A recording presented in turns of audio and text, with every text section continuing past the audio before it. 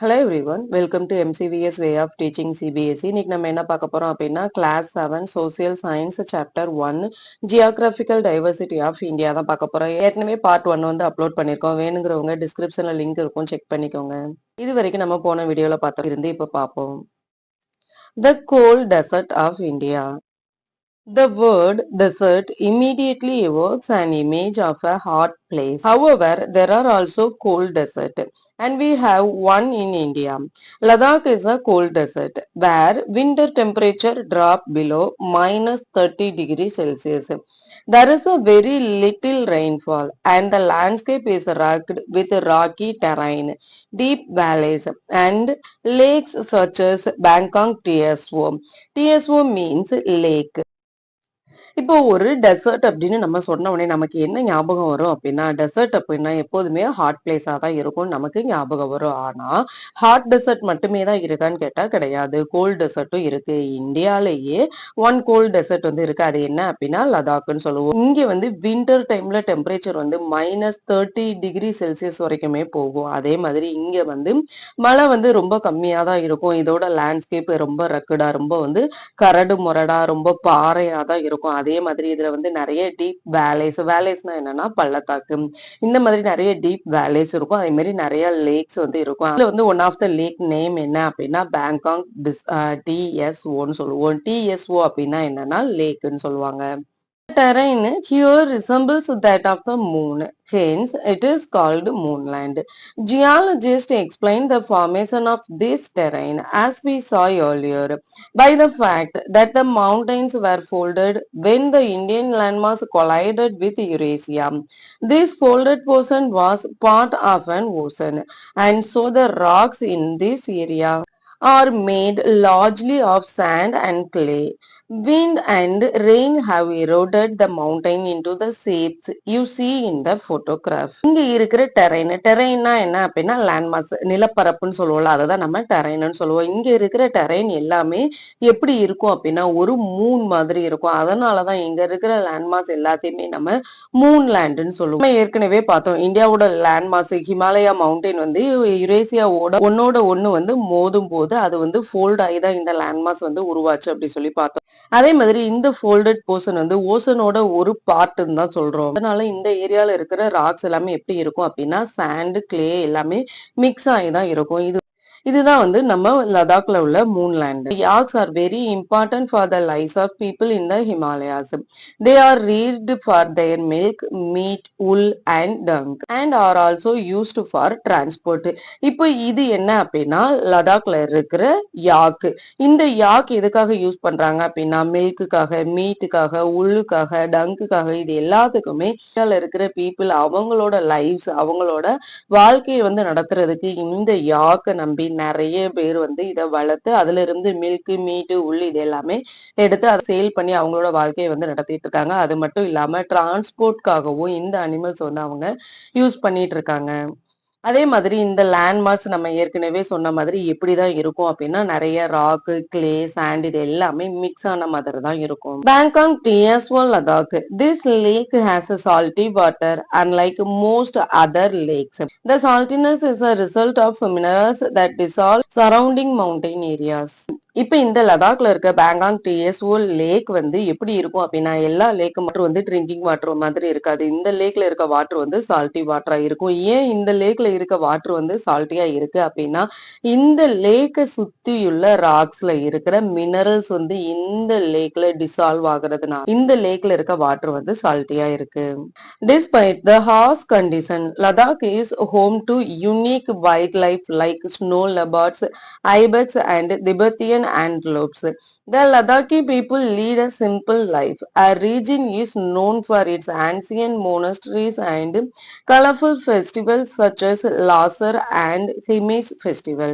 இப்ப இந்த லடாக்ல வந்து கிளைமேட்டிக் கண்டிஷன் வந்து ரொம்ப ஹார்ஸா இருந்தாலுமே, இந்த லடாக் வந்து வைல்ட் லைஃப்க்கு ஒரு ஹோமாவே இருக்கு. என்னென்ன வைல்ட் லைஃப் வந்து இந்த லடாக்ல நெறைய இருக்கு அப்டின்னா, ஸ்னோ லெப்பர்ட், ஐபெக்ஸ், திபெத்தியன் ஆன்டலோப்ஸ் இது எல்லாத்துக்குமே ஹோமா இந்த லடாக் வந்து இருக்கு. அதே மாதிரி லடாக்கி பீப்பிளோட லைஃப் ஸ்டைல் வந்து ரொம்ப சிம்பிளா தான் இருக்கும். இங்க வந்து என்னென்ன ஃபெஸ்டிவல்ஸ் வந்து செலிப்ரேட் பண்ணுவாங்க அப்டின்னா, லோசர் அண்ட் ஹெமிஸ் ஃபெஸ்டிவல் வந்து ரொம்ப ஃபேமஸா செலிப்ரேட் பண்ணுவாங்க. The Gangetic Plains. As we move southwards from the Himalayas, we reach the vast and fertile Gangetic Plains. These plains have been an important part of the history and civilization of India.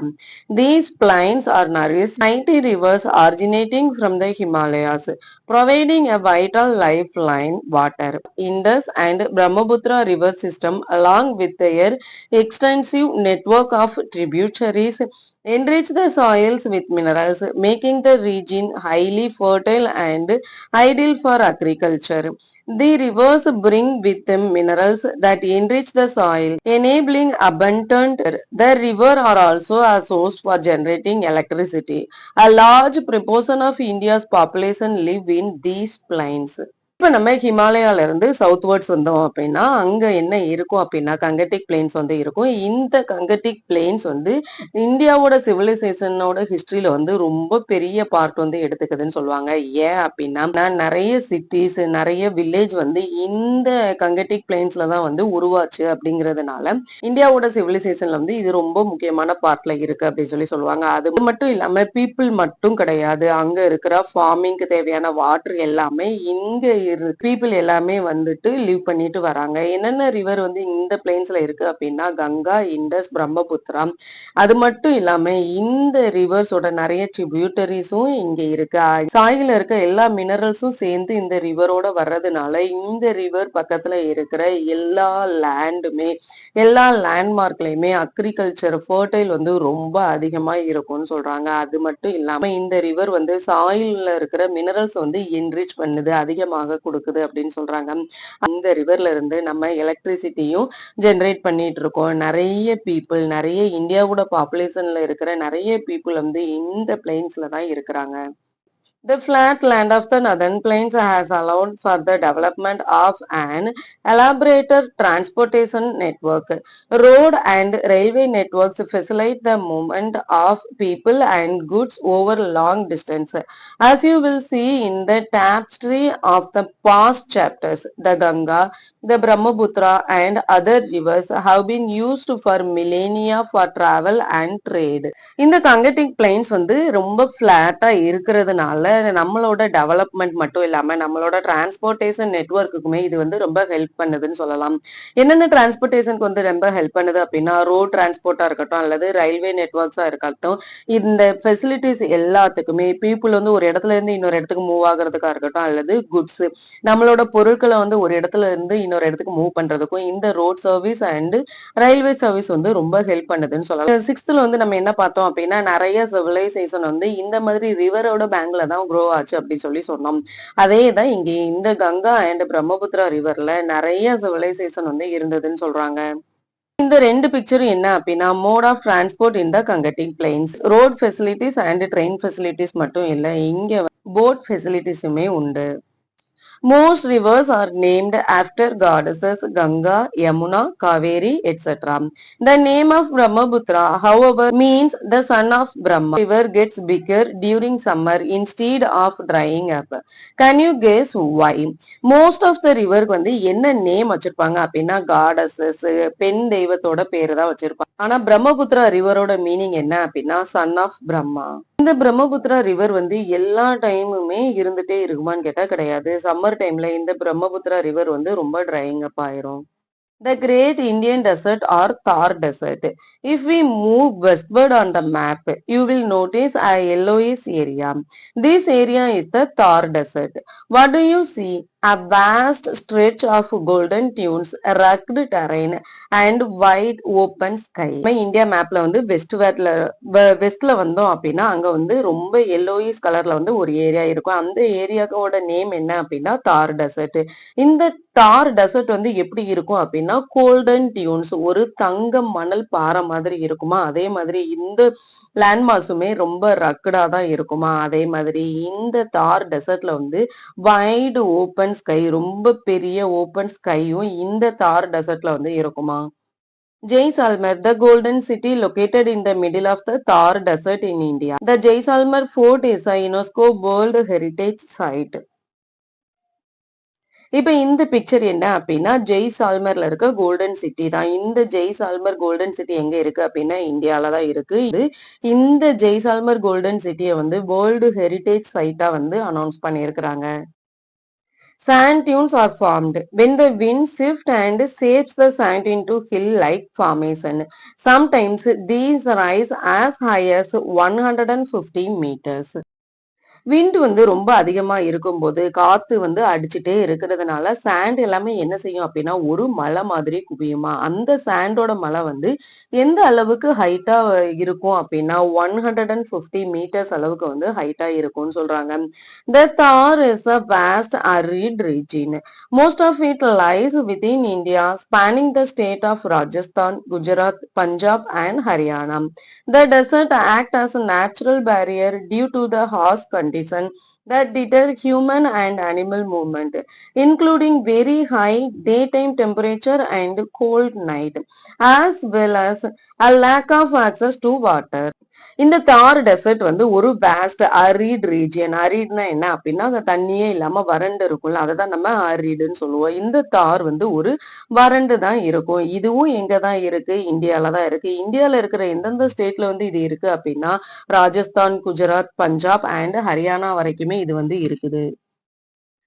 இந்த dessert வந்து நமக்கு ஒரு natural பேரியராவே இருக்கு. எப்படி வந்து natural பேரியரா இருக்கு அப்படின்னா மவுண்டெயின்ல இருக்க அனிமல்ஸ் எதுவுமே லேண்ட்மாஸ்க்கு வராம இந்த டெசர்ட் தான் வந்து நேச்சுரல் பேரியரா இருக்குன்னு சொல்றாங்க. அதே மாதிரி இந்த டெசர்ட்ல வந்து டே டைம்ல வந்து டெம்பரேச்சர் வந்து ரொம்ப ஜாஸ்தியா இருக்கும். அதே இது நைட் டைம்ல வந்து ரொம்ப கோல்டா இருக்கும். அது மட்டும் இல்லாம இந்த டெசர்ட்ல வந்து வாட்டரோட ஆக்சஸும் வந்து ரொம்ப லேக்கிங்கா இருக்கும். கிடைக்கிறது ரொம்ப கஷ்டமா இருக்கும்.